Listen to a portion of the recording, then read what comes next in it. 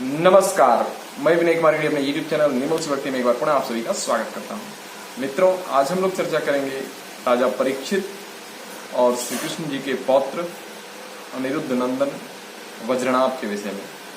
इनसे जुड़ी एक कथा है, इसी बात पर इस वीडियो में हम लोग चर्चा करेंगे। तो जो लोग चैनल पर नए हैं, चैनल को सब्सक्राइब कर लें और बेल आइकन को प्रेस कर दें ताकि आगे आने वाले वीडियोस की नोटिफिकेशन आप लोगों को मिलती रहे। तो आइए देर न करते हुए वीडियो को शुरू करते हैं।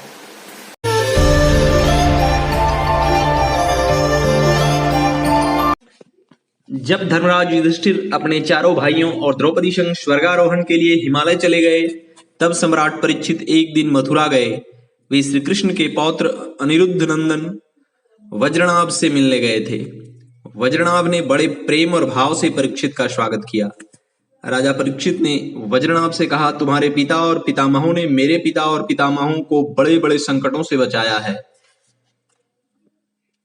मेरी रक्षा भी उन्होंने ही की है। तब वज्रनाभ ने कहा, आपके पिता ने भी मुझे धनुर्विद्या की शिक्षा देकर मेरा महान उपकार किया है, इसलिए मुझे कोई चिंता नहीं रहती, क्योंकि उनकी सूरवीरता का मुझ पर गहरा प्रभाव है।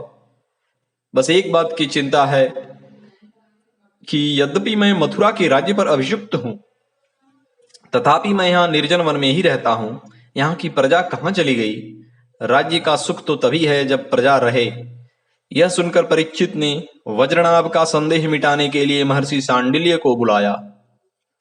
महर्षि सांडिल्य ने कहा, प्रिय परीक्षित और वज्रनाभ, मैं तुम लोगों से व्रजभूमि का रहस्य बतलाता हूं, तुम एकाग्र होकर सुनो। व्रज शब्द का अर्थ है व्याप्ति। व्यापक होने के कारण ही इस भूमि का नाम व्रज पड़ा है। इस पर ब्रह्म स्वरूप व्रजधाम में नंद नंदन भगवान श्री कृष्ण का निवास है। प्रभु का जो अवतार हुआ था, उसमें भगवान अपने सभी प्रेमियों की अभिलाषाएं पूर्ण करके अब अंतर्ध्यान हो चुके हैं। यहाँ पहले 3 प्रकार के भक्तजन उपस्थित थे।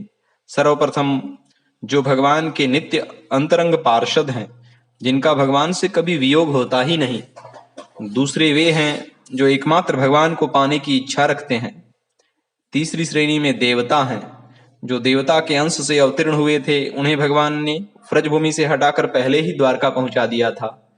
फिर जब ब्राह्मणों के शाप से यदुवंश का संहार करने के लिए सांब के पेट से मूसल प्रकट हुआ और उस मूसल के चूरे से प्रभास क्षेत्र में एरका नाम की घास उत्पन्न हो गई, उस समय परस्पर कलह होने पर सभी यदुवंशी उन एरकाओं से एक दूसरे को मारकर मर गए।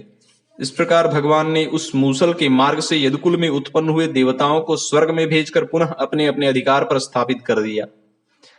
जिन्हें एकमात्र भगवान को पाने की इच्छा थी, उन्हें अपने पार्षदों में सम्मिलित कर लिया। इसलिए यहाँ आने वालों को सब और निर्जन वन सूना ही सूना दिखाई देता है। यहाँ गुप्त रूप से होने वाली लीला अदृश्य होती है। इसलिए वज्रनाभ, तनिक भी चिंता न करो, तुम मेरी आज्ञा से यहाँ बहुत से गांव बसाओ, इससे तुम्हारे सभी मनोरथों की सिद्धि होगी। उनकी बातें सुनकर राजा परीक्षित और वज्रनाभ दोनों ही बहुत प्रसन्न हुए।